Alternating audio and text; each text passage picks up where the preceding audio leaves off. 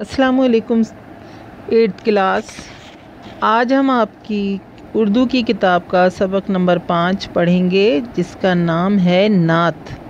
نعت آپ جانتے ہیں کہ ایسی نظم کو کہا جاتا ہے جس میں ہمارے پیارے نبی حضرت محمد مصطفیٰ صلی اللہ علیہ وآلہ وسلم کی تعریف، ان کا ذکر کیا جائے، ان کے بارے میں کچھ واقعات یا کچھ اپنے خیالات ان کا اظہار کیا جائے۔ تو چلیے ہم اس نعت کی تشریح کرتے ہیں، پڑھتے ہیں اسے اور اس کی تشریح بھی کرتے ہیں۔ یہ نعت اردو کے ایک بہت بہترین شاعر اور ایک عظیم استاد پروفیسر عنایت علی خان صاحب نے لکھی ہے۔ اس نعت میں انہوں نے ہمارے موجودہ کردار پہ روشنی ڈالی ہے، جو امت مسلمہ کا ایک رول اس وقت نظر آ رہا ہے، اور جو ہمارے کام ہیں اور جو ہم سنت کے پر عمل کرنے کے معاملے میں جو ہمارا رویہ ہے، اس سے متعلق یہ نعت ہے۔ تو پہلا اس کا شعر دیکھیے۔ کسی غم گسار کی محنتوں کا یہ خوب میں نے صلہ دیا، کہ جو میرے غم میں گھلا کیا اسے میں نے دل سے بھلا دیا۔ شاعر کہتے ہیں کہ غم گسار کسے کہتے ہیں؟ جو آپ کے دکھ بانٹنے والا ہو، آپ کے دکھ دور کرنے والا ہو، جس کی نیت آپ کے دکھوں کو کم کرنا ہو۔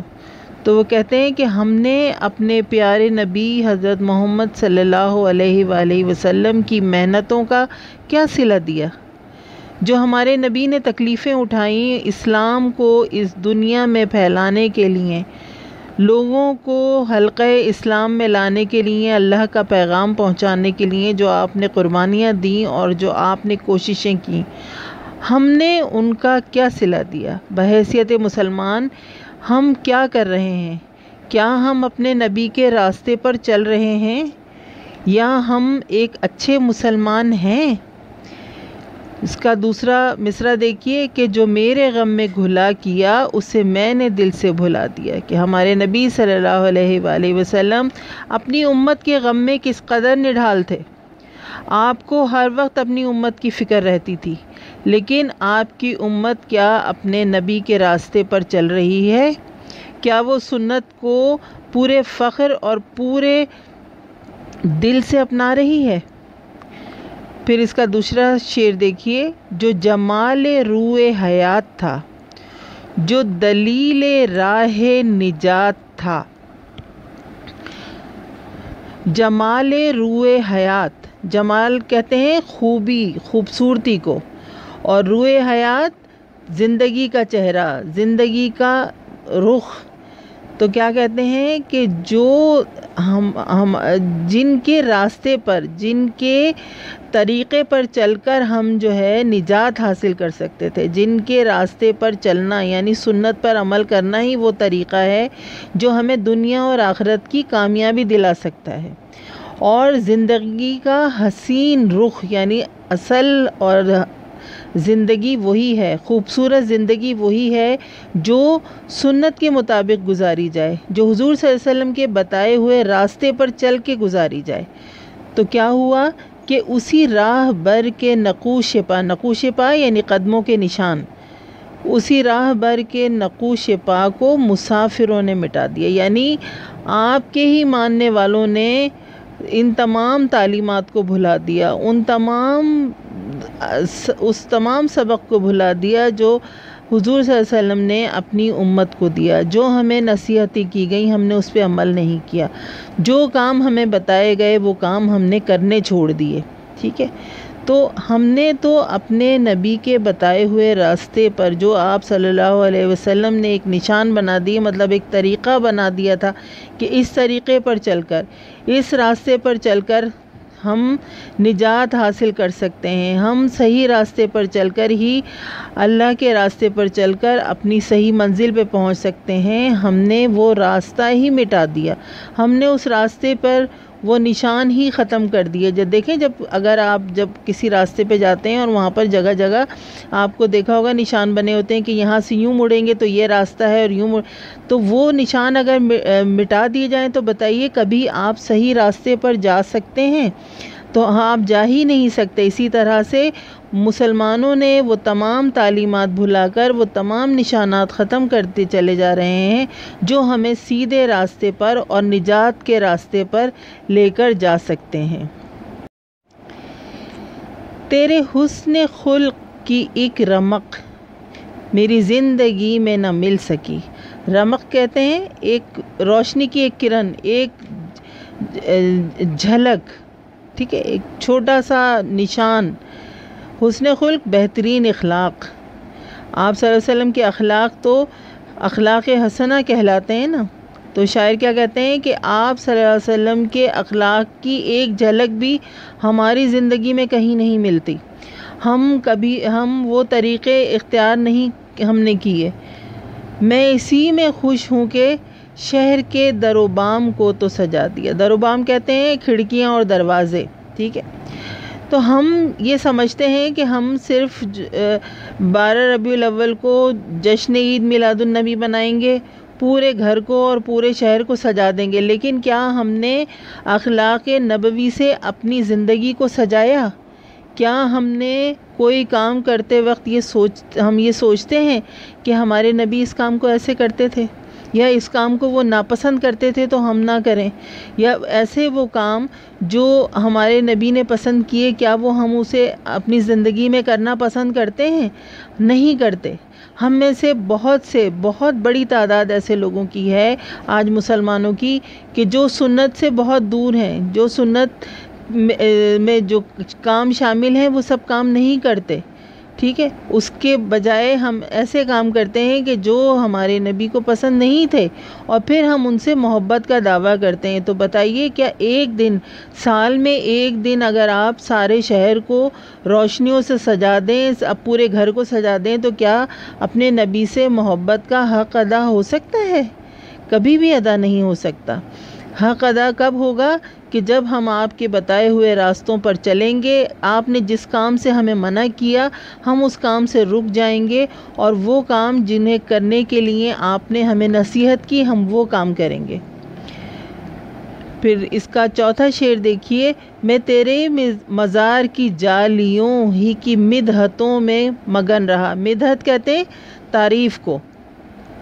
تیرے دشمنوں نے تیرے چمن میں خزاں کا جال بچھا دیا۔ تو شاعر کیا کہتے ہیں کہ دیکھیے ہم بس جو ہے وہ شان نبی میں نعتیں ہی پڑھتے اور کہتے رہے، ٹھیک ہے، صرف ہم یہی اپنی زندگی کا مقصد ہم نے یہ بنا لیا کہ بس ٹھیک ہے پورا سال کچھ بھی کریں، لیکن جو ہے وہ ایک دن ہم جو نعت پڑھ لیں گے، ایک دن ہم اس طرح سے کر لیں گے تو شاید جو ہے وہ ہم بڑے اچھے مسلمان ہو گئے۔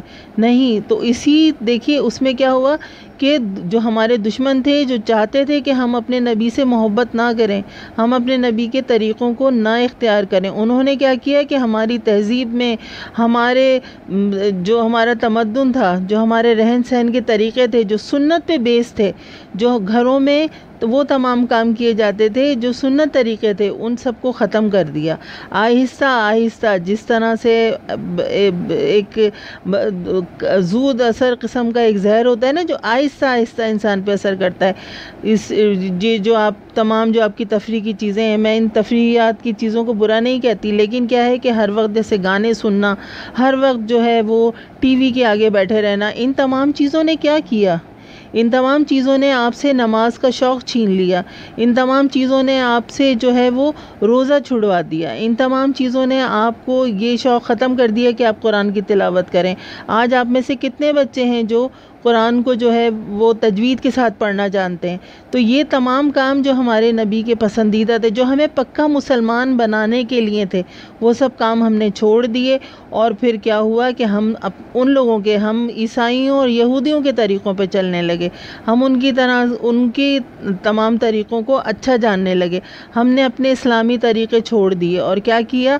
تو اس سے کیا ہوا کہ جو اسلام کا جو باغ ہرا بھرا تھا وہ آخر کار کیا ہوا کہ وہ خزاں اس میں آ گئی، وہ لوگ جو ہیں انہوں نے وہ تمام طریقے چھوڑ دیے جو ایک مسلم معاشرے کا خاصہ تھا، جو ہمارے نبی ہمیں بنانا چاہتے تھے، جو آپ نے ہمیں ایک حسن معاشرت دیا تھا کہ ہم اس طرح سے اپنا طریقہ رکھیں، ہمارے پڑوسیوں کے تعلقات ایسے ہونے چاہیے، ہمارے رشتہ داروں کے ساتھ ہمارے تعلقات ایسے ہونے چاہیے، تو وہ سب کیا ہوئے؟ وہ سب ختم ہو گئے۔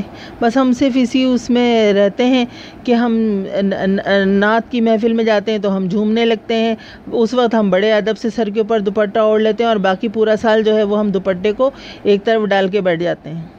تو یہ تمام چیزیں اس نے ہمارا معاشرے کا جو طریقہ تھا اسے ختم کر دیا اور ہماری اسلامی معاشرت کو برباد کر کے رکھ دیا۔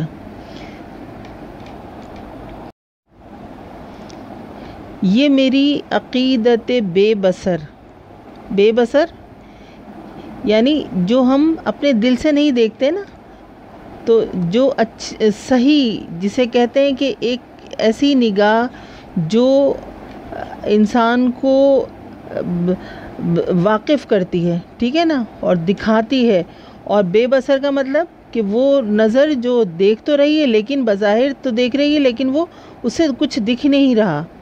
یہ میری ارادت بے ثمر، ارادت یعنی آپ کی کوشش، ایسی کوشش جو کہ ایک بیکار سی کوشش ہے۔ پھر اس کے بعد کہتے ہیں مجھے میرے دعوی عشق نے نہ صنم دیا نہ خدا دیا۔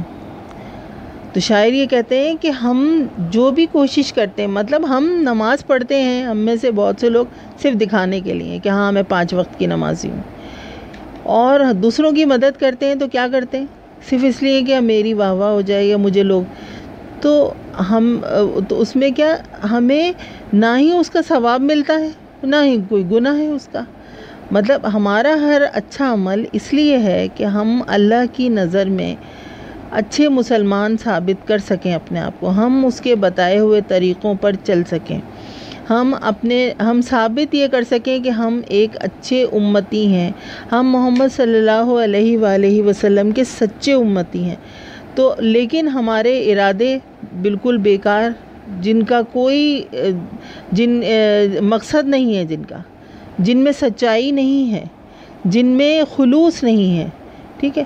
اور یہ عقیدت میں لیکن وہی بات ہے کہ دیکھیے سال میں ایک دفعہ اگر آپ جو ہے وہ بڑے خلوص سے اور بڑی محبت سے آپ جو ہیں وہ اس طرح سے کرتے ہیں کہ آپ نعتیں پڑھ لیتے ہیں، یا آپ رمضان میں ہی جیسے بعض لوگ کہ وہ رمضان میں ہی ساری عبادتیں کر لیتے ہیں اور عید والے دن سے نماز پڑھنا چھوڑ دیتے ہیں، تو دیکھیے یہ ساری چیزیں کیا ہیں؟ یہ بے ثمر قسم کی عبادتیں ہیں، اللہ تعالیٰ کو یہ پسند نہیں ہے، بلکہ کیا ہے کہ ہمیں ہمیں ایک اچھا مسلمان ہونے کا ثبوت دینا ہے، اور اچھا مسلمان ہونے کا ثبوت یہ دینے کا طریقہ یہ ہے کہ ہم اللہ کے ہر حکم کو مانیں، اس کے نبی کے بتائے ہوئے ہر طریقے پر چلیں، اس میں آرگیومنٹ نہ کریں ہم، ٹھیک ہے، ورنہ پھر کیا ہوگا کہ ہمیں اللہ کی رضا کبھی حاصل نہیں ہو سکے گی۔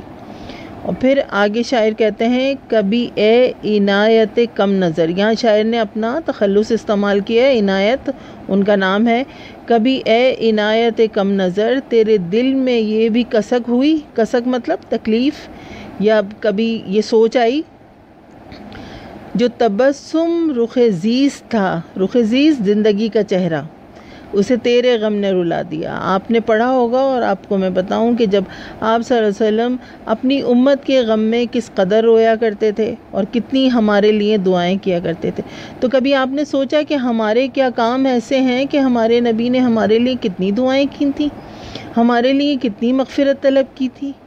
تو ان کو اپنی جو کام ہم کر رہے ہیں کیا وہ کام اس لائق ہیں؟ کیا وہ کام ایسے ہیں کہ ہمیں ثابت کریں کہ ہم ایک اچھے مسلمان اور اچھے امتی ہیں اپنے نبی کے؟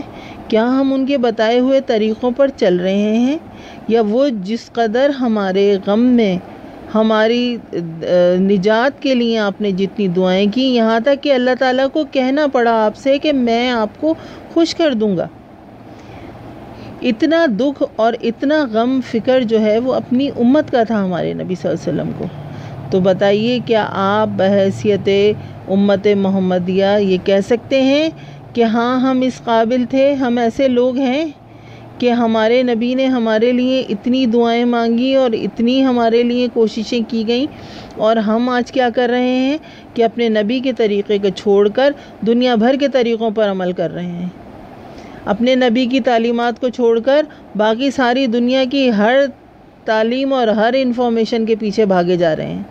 کیا کبھی ہم نے اپنی زندگی کے کسی مسئلے کو سلجھانے کے لیے قرآن کا سہارا لیا؟ کیا کبھی ہم نے دیکھا کہ اللہ نے قرآن نے ہمارے لیے کیا کہا ہے، یا ہمارے نبی کی سنت سے ہمیں کیا طریقہ ملتا ہے، کیا اس کا اثر ہوتا ہے ہماری زندگی پر؟ اگر ہم ایسا نہیں کریں گے تو یقین مانیے کہ ہم زندگی میں تو ناکام ہیں، دنیا میں ناکام ہیں، تو آخرت کی ناکامی بھی اللہ نہ کرے ہمارا مقدر بن جائے گی۔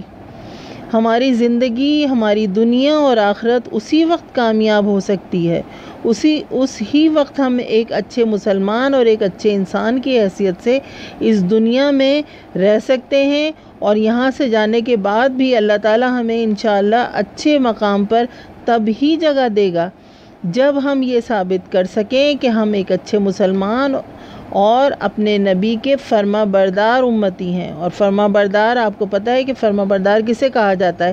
بات ماننے والے کو۔ اگر ہم ان کی بات مانیں گے، ان کی دی ہوئی تمام تعلیمات اور تمام جو آپ نے ہمیں سکھایا اس کے اوپر عمل کریں گے، تب ہی ہم ایک اچھے مسلمان بن سکتے ہیں، تب ہی ہمیں کامیابی حاصل ہو سکتی ہے۔ وہ کامیابی دنیا کی بھی ہے اور آخرت کی بھی ہے، اور اس کے بغیر وہ کامیابی ہرگز ہمیں نہیں مل سکتی۔